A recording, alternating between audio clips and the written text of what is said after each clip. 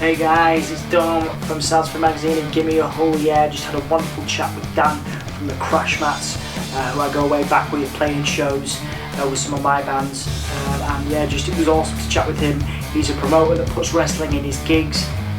He's done some cracking wrestling themed gigs in the past, and also writes songs about wrestling. He's got a song about the Royal Rumble 1992 and a couple of other ones coming up as well. So it's great to talk about wrestling with this band, the Crash Mats. And I hope you enjoy. I hope you enjoyed this, and I hope you're enjoying the series too, because we're bringing it back. So thank you guys so much for your support. Thank you for watching, and we'll see you soon. Take it easy. Pull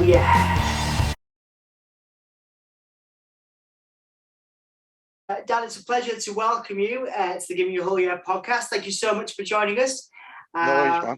I have known you in various fashions over the last few years. Promoter, obviously, member of a band, stuff like that. But for those that don't know who you are, obviously you're a huge wrestling fan, as we can see from your office space. But in terms of the Crash Mats and your band and your promotion stuff, who are you and what do you do? I'm Danny Barrett. I play bass and sing in the Crash Mats. We're a punk rock band that plays ska and punk and hardcore, all kinds of different stuff. And we could go for about 10 years now. We've got a couple of albums out on Spotify and iTunes. We're very immature, idiotic idiots. But yeah, no, we're just like a laugh. Cool, yeah. It's obviously, I've known you through playing gigs and stuff like that. How long have you been doing the band thing? I would say with the Crash Mats, we've been going about 10 or 12 years now, something like that, around that time. And I'll be coming up to promoting gigs in Oldham about 10 years. Next year, it'll be 10 years. I'll have been doing that as well. Fantastic. So, fantastic. Yeah. And in terms of your love for wrestling, we'll talk a little bit about that in a minute, but you've obviously incorporated that into your promotion when you put gigs on. Yep. You promote wrestling themed gigs, and you've also got a track inspired by the Royal Rumble as well. Outside of your personal interest in wrestling, how does it inspire the band? Because obviously there is a quite heavy amount of wrestling in your music and in the promotion work you do. It does kind of bleed in, doesn't it? It does, and that's all just through me, really, because I'm the only wrestling fan in the band. And when we first started, there wasn't anyone really talking about wrestling within punk rock. But it seems to have become a big thing quite recently and whatnot. I'm not saying we've got anything to do with that at all, but it's a bit of a coincidence, I would say. Yeah, it is. It's a coincidence for sure, man. For sure. There's a close link between the success of All Elite Wrestling, I would say, and the Crash Mats. You know what I mean? Exactly. No one can say Tony Khan wasn't at the Flair Witch Project or any of the gigs we used to put on with the. So yeah, I mean, in Oldham, we've been doing it for 10 years. We've been putting gigs on for 10 years now. The first lot were at the Abbey. That got closed down, and we moved to a place called the Go-Go Club. And in the Go-Go Club, we could have TVs on, and they all had video players. So I had loads of old wrestling VHSs. So we used to put them on whilst bands were playing and in between bands and stuff. And then it went to the Banktop Tavern. Now it's all the gigs are at the Banktop Tavern in Oldham.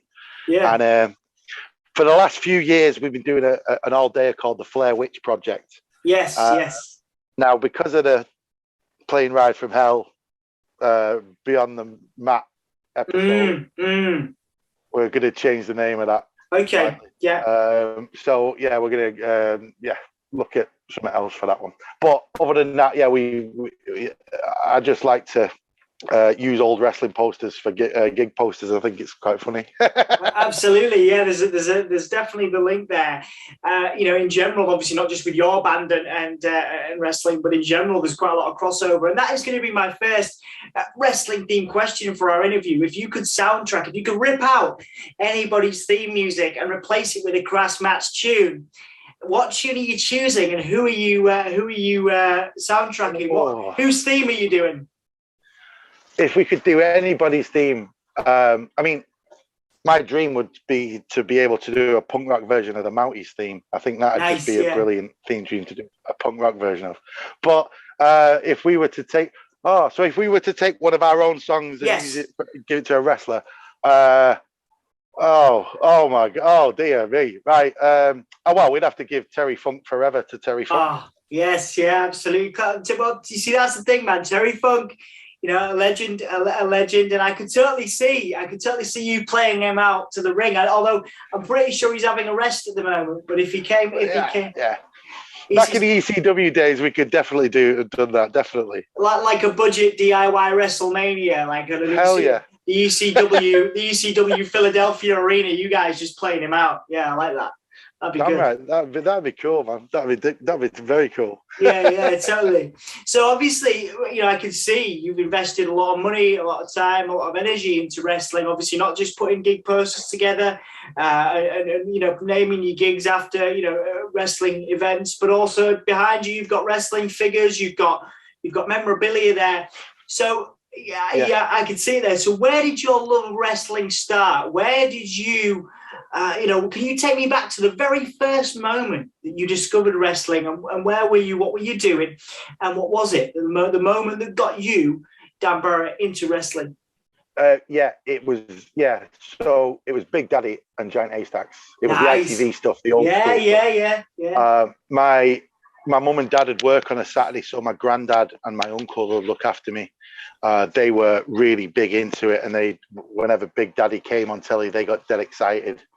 So I just fell in love with it through them, really. And then that went off the telly, and then WCW came onto ITV, so I got big into the WCW stuff. And I remember the first real wrestling storyline I can remember is Rick Rude versus Ricky Steamboat in WCW, when Ricky Steamboat had a ninja, and Paulie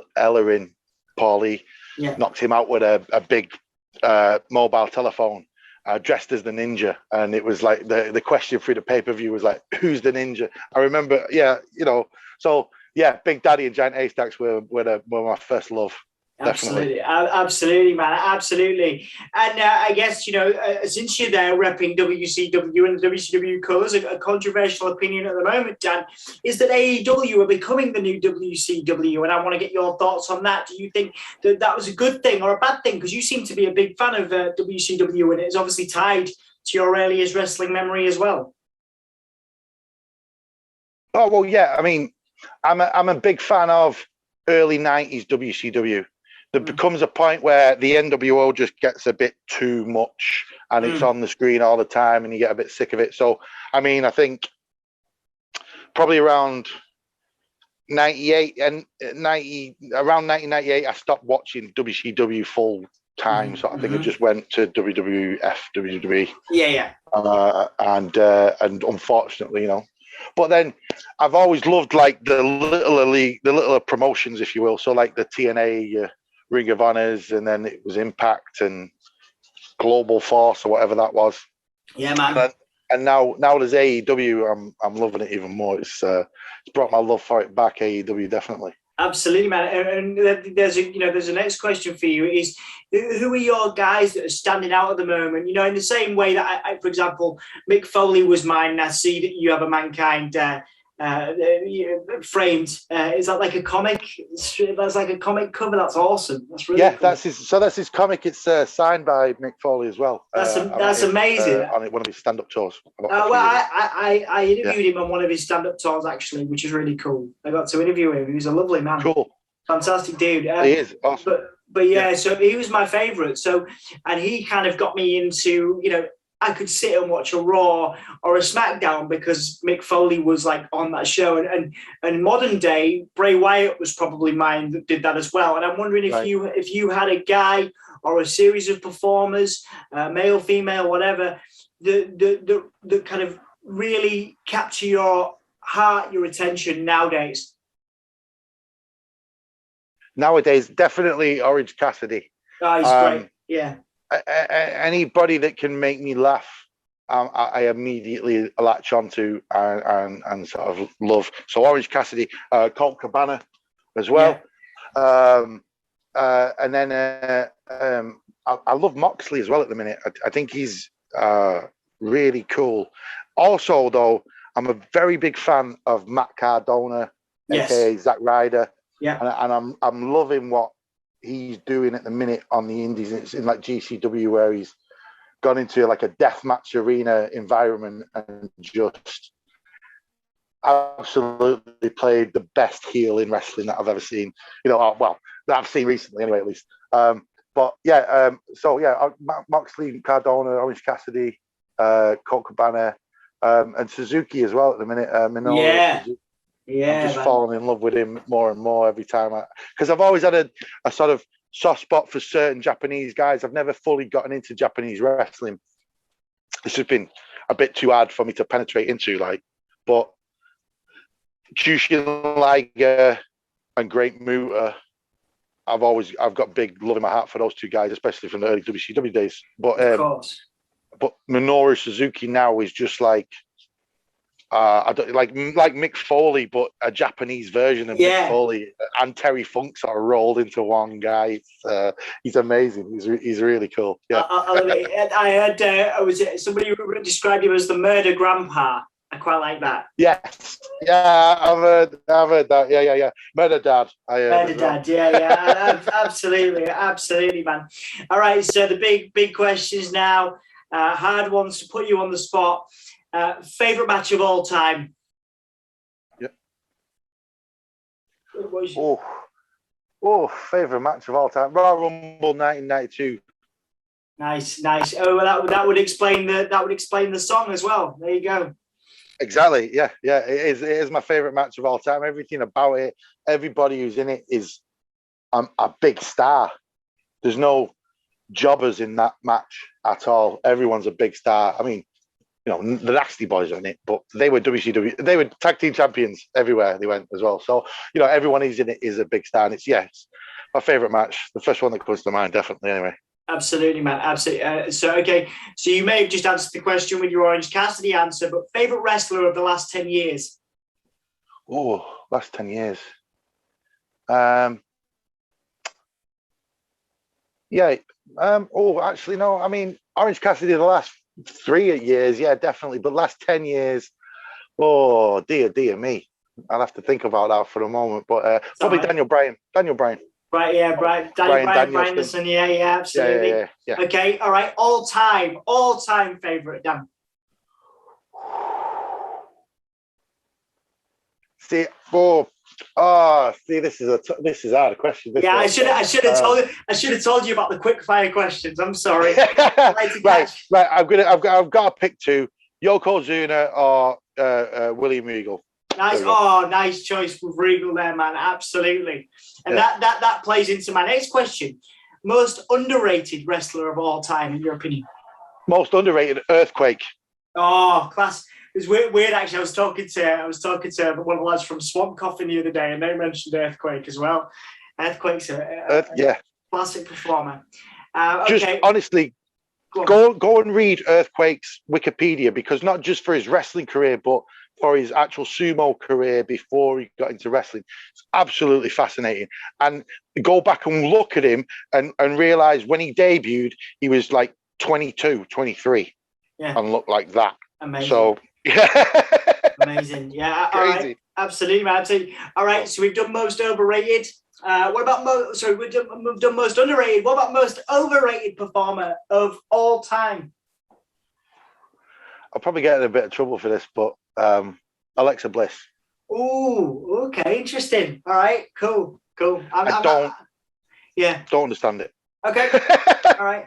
I was a fan of Alexa Bliss before, oddly, because I was a huge fan of Bray Wyatt's stuff, even the Fiend stuff. But I didn't really care for Alexa Bliss's interpretation. But I believe that she did the best she could with what she was given.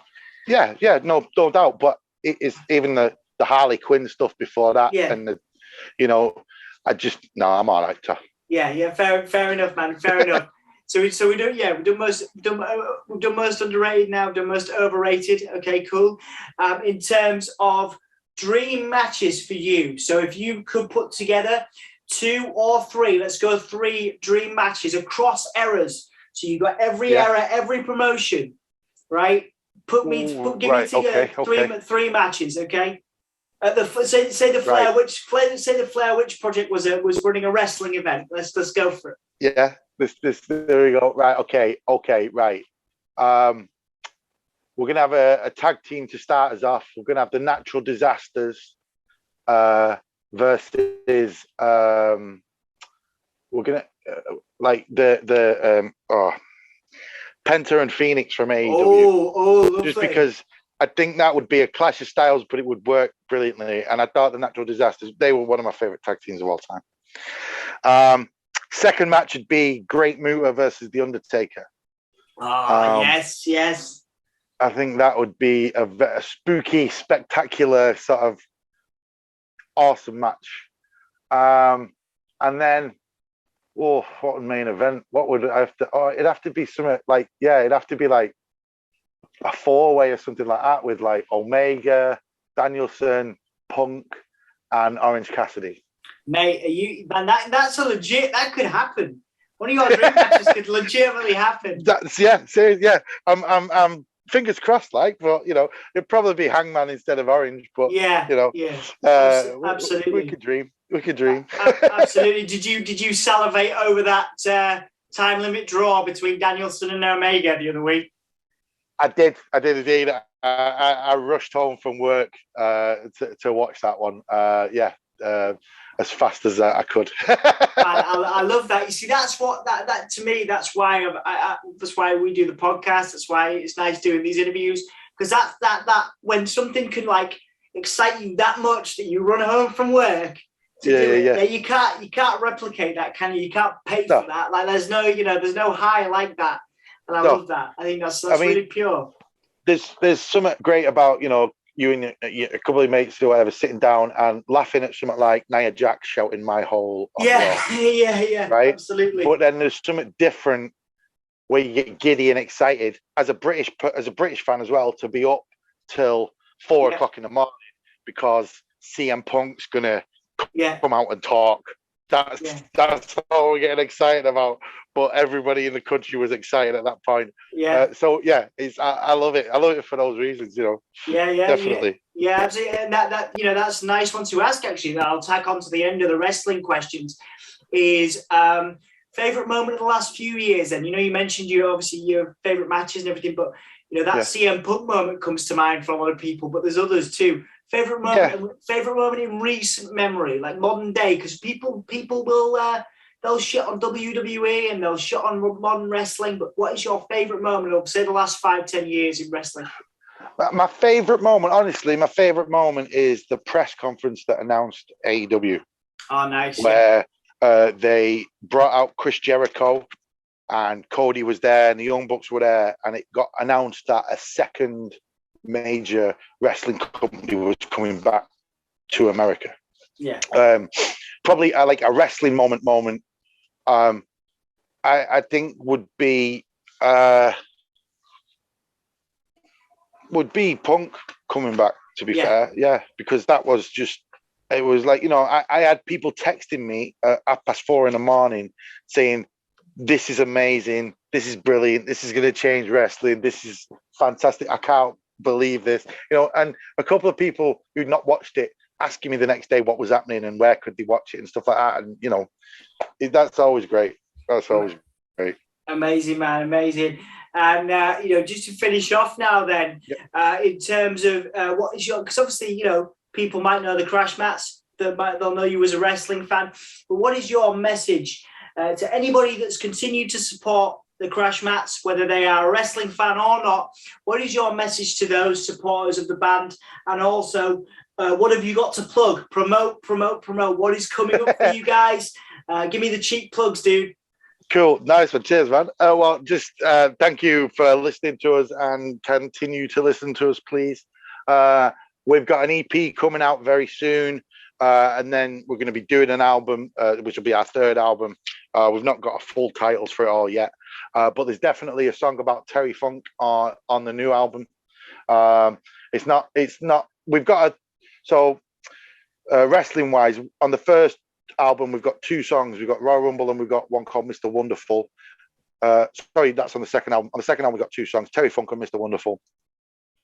This one, we've got another song about Terry Funk, and we've possibly got one about Vince McMahon. I've not sorted it out yet. But yeah, we're going to be doing that, and we're going to be playing gigs. We're playing in Oldham next weekend. We're playing on the 16th of October. On the 30th of October, we're playing in Stockport, the Blossoms.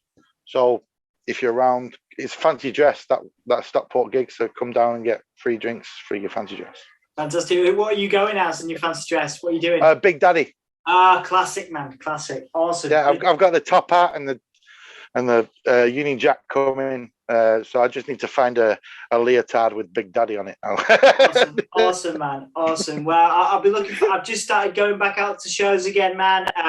So I look forward to seeing you down the road, man, for sure. You know, I've always enjoyed what you do, and I think there's a lot of people that will as well. And that wrestling, again, the wrestling crossover there, you've nailed it, man. The posters, the songs, it's a real niche for you guys. I think it's good. Nice one. Cheers, man. Cheers. Cool, Cheers. Man. All right, thanks a lot, dude.